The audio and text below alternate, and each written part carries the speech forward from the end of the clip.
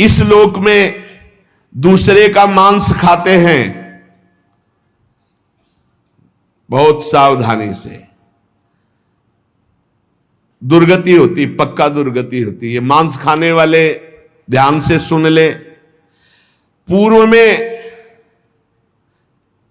जो किसी भी पशु का मांस खाते हैं उनको तो पहले नरक का दंड मिलेगा, फिर वही पशु बनेंगे, वैसे काटे जाएंगे। और जो ज्यादा पशुओं का मांस काट के खाते हैं तो उनके घर में घटना भी हो जाती है, कोई न कोई विनाशकारी घटना घटेगी। पूज्य श्री भाईजी महाराज हनुमान प्रसाद पोद्दार जी ने एक प्रसंग में बताया कि एक परिवार था जो बकरा और मुर्गी इनको घर में लाता और काट करके खाता। उनके 3 बालक थे, एक 4 महीने का था, एक 3-4 साल का था और एक 12 वर्ष का था। वो रोज देखता 12 वर्ष वाला कि ऐसे वो में कर रहा, उसको काट रहे हैं और फिर वो बनाया जाता, खाया जाता। तो एक दिन अपने छोटे भाई को ले गया, उसकी बुद्धि खराब हुई और वही गड़ासा, और उसने कहा चलो खेलते हैं, पापा जैसे काटते हैं ना मुर्गी वैसे खेलते हैं। तो छोटा 3-4 साल का था, उसने हाँ छत में ले गया और चढ़ बैठा, जैसे चढ़ के बकरे के ऊपर मुर्गी के ऊपर, और बस वो काट डाला। और जो काट डाला तो चीख निकली तो वो अपने छोटे बेटे को नहला रही थी जो 4 महीने का, टप में ऐसे खड़ा करके, और वो छोड़ करके भागी ऊपर। तो टप में जितना पानी था वो बच्चा गिर गया, उसकी हिम्मत तो उठने की थी नहीं, वो वहां मर गया। और जब ऊपर गई उसका, अरे दुष्ट तूने काट दिया, तो छलांग मार गया भय से, वो नीचे आके गिर के मरा। पूज्य भाई जी ने तो विस्तृत में लिखा है कि इन मांस खानों वालों के परिवारों का बहुत बुरी तरह नाश होगा, और जब ये मरेंगे तब नरक जाएंगे, और फिर जब जन्मेंगे तब ये फिर वही बकरा बकरी बनेंगे, ये काटे जाएंगे। होश में रहो, समय आने दो, कर्म अवश्य में भोक्तव्यम, तुम्हें भोगाएगा, रो नहीं पाओगे। एक आगरे से आते थे तो उनका नाम मुश्किल है छोड़ पाना, बड़ी मतलब एक जैसे होता है ना रंगबाजी से, बड़ा आपका आदेश तो उसी का मुश्किल है छोड़ पाना।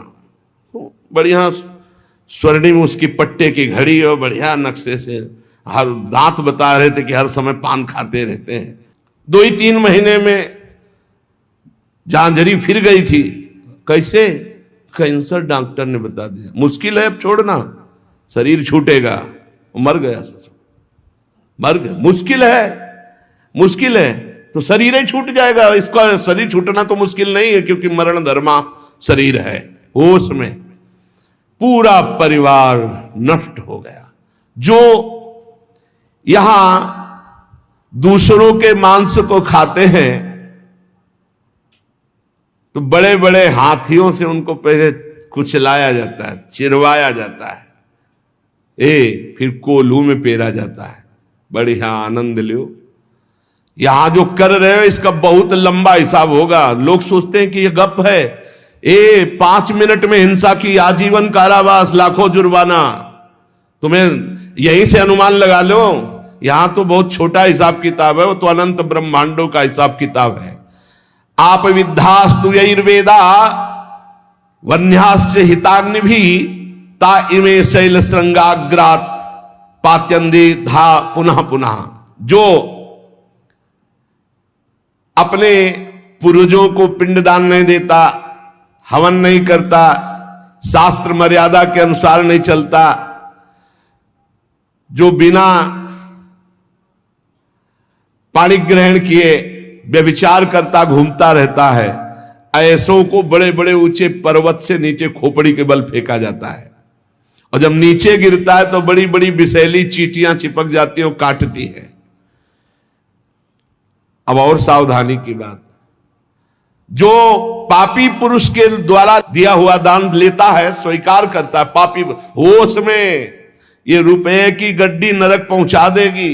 जो पापी पुरुषों द्वारा दिया हुआ दान लेते हैं, चाहे वो यज्ञ कराने के लिए, चाहे वो किसी भी कार्य के लिए, उन मनुष्यों को पत्थर के भवन में छोटे से ऐसे गैसील, बिल्कुल गैस ऐसी जहरीली, उसमें कीड़े की तरह उन्हें बंद कर दिया जाता, बाहर से कोई वायु नहीं, बंद।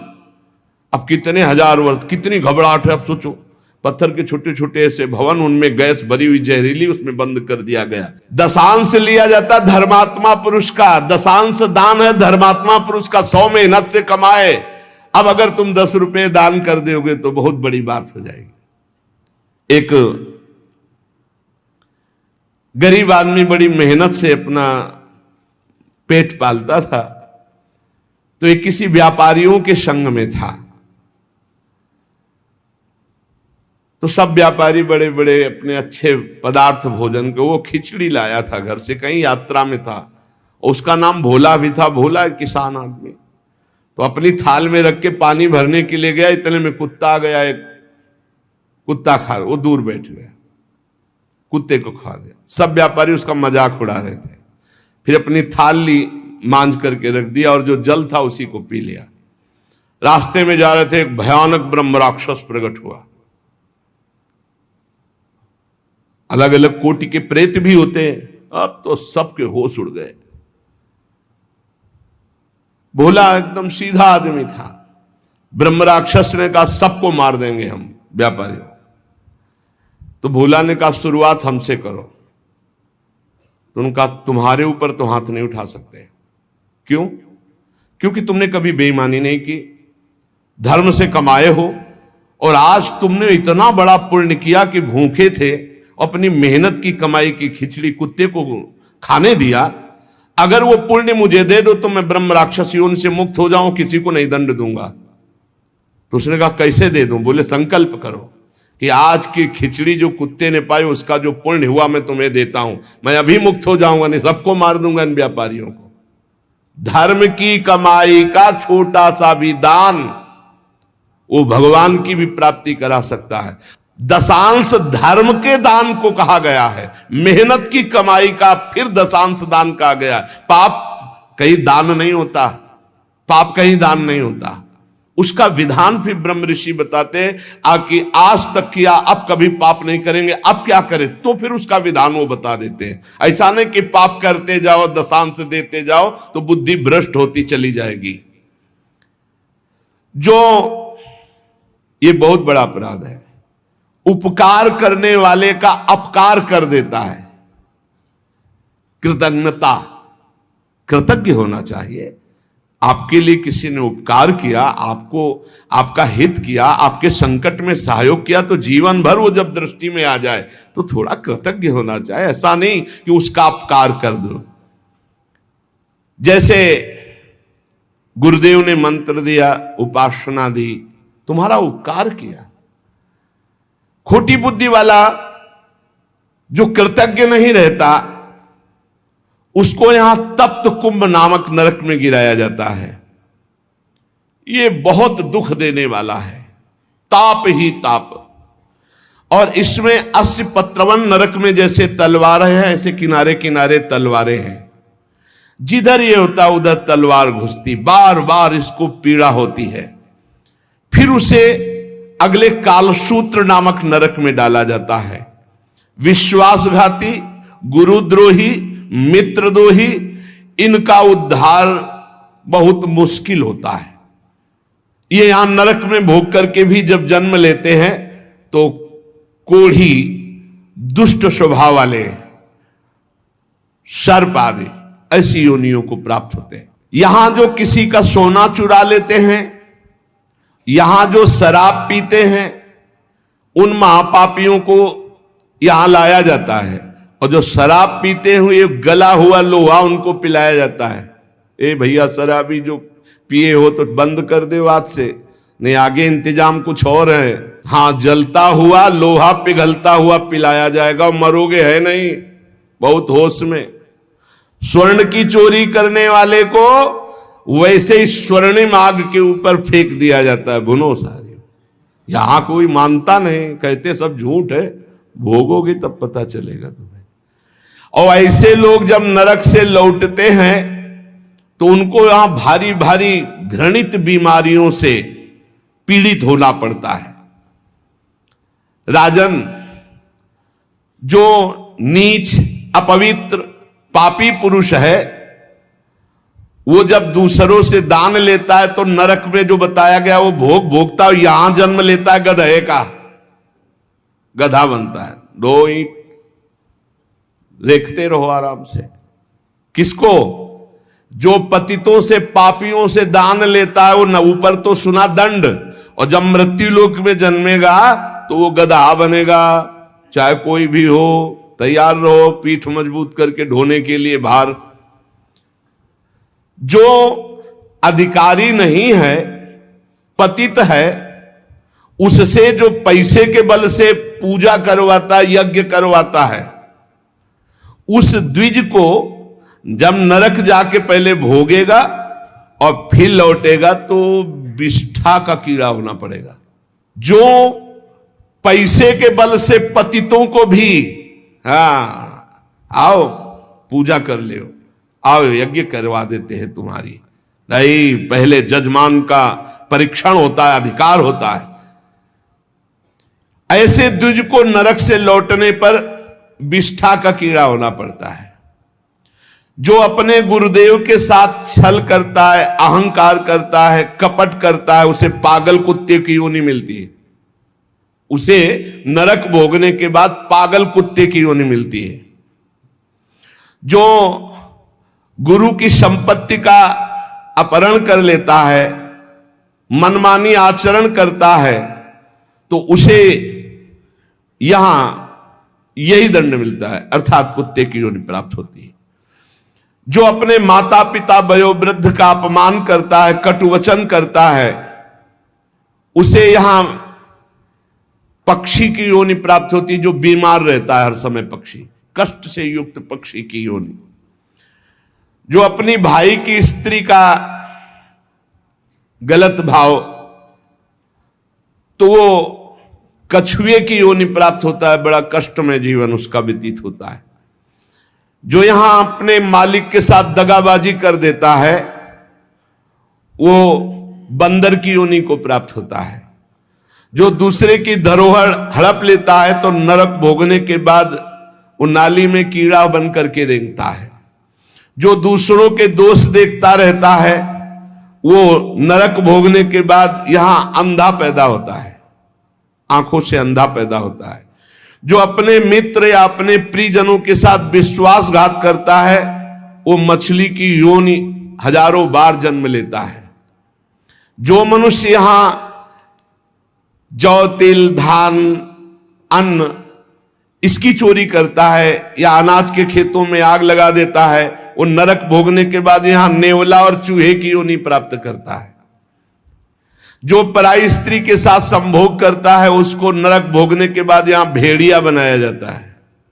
जो पराये पुरुष के साथ संभोग करते हैं, वो वहां नरक भोगने के बाद यहां कुतिया की योनि प्राप्त होती है। कुत्ता, सियार, बगुला, गिद्ध, सांप, कौआ, इन योनियों में क्रम से जाता है जो पराई स्त्री और पराये पुरुष के साथ संभोग करता है। इसे मनोरंजन मत समझो, खिलवाड़ मत समझो। जो खोटी बुद्धि वाला पुरुष अपने बड़े भाई की पत्नी, जो मां के समान है, उसके साथ बलात्कार करता है, वो नरक भोगने के बाद कामी, नाना प्रकार से बीमार पशु योनियों को प्राप्त होता है। कई प्रकार के कष्टों से उसका जीवन युक्त है। जो अपने मित्र की पत्नी से विश्वास दिलाकर, मित्र को विश्वास दिलाकर उसकी पत्नी, वो यहां के सुअर पैदा होता है, सुअर बनता है। यज्ञ में, दूसरों को खवाने पिलाने में, दूसरों के मंगल विधानों में जो विघ्न डाल देता है, किसी की कन्या का विवाह हो रहा है, कोई यहीं कहीं यज्ञ हो रही, कहीं नाम की, उसमें विघ्न डाल देता है, उसको नहीं होने देता है, वो नरक भोगने के बाद फिर यहां कर विविध कीड़े की योनियों में, विविध प्रकार, अभी ये कीड़ा, फिर ये कीड़ा, फिर ये कीड़ा, ऐसे जन्मता है। जिसने देवता या ब्रह्म ऋषि, उनको ये बोल दिया है कि मैं ये दूंगा, आपको ये दूंगा, और फिर नहीं दिया, कर्जा है तुम्हारा। ऐसे नहीं बोलना चाहिए, ऐसे नहीं बोलना चाहिए। अयाचक वृत्ति से जो रहते हैं, कभी नहीं महाराज हम आपका ये काम कर दें, आपको ये दे देंगे, आपको एक कर्जा हो गया, अब अगर नहीं दिया तो नरक भोगोगे, और नरक से निकलने के बाद कौआ बनोगे। जो अपने पूजनियों का अपमान करता है, बड़े भाई का अपमान करता है, वो क्रौंच पंछी के रूप में जन्म लेता है। बहुत सावधान होना चाहिए। जो तुम्हारे साथ उपकार करे उसके साथ तुम्हारा नम्र व्यवहार होना चाहिए। यदि उपकार नहीं किया तो तुम्हें बिच्छू की योनि प्राप्त होगी, बिच्छू बनना पड़ेगा। जो सोए हुए मनुष्य की हत्या कर देता है, शस्त्रहीन है या सोया हुआ है, उसकी हत्या कर देता है, या किसी स्त्री की हत्या कर देता है, या बालक की हत्या कर देता है, वो 1000 बार गधे की और कीड़े की योनियों को प्राप्त होता है। बहुत संभल करके। जो दूसरों के भोजन व्यवस्था को नष्ट कर देता है, उसे मक्खी की योनि प्राप्त होती है।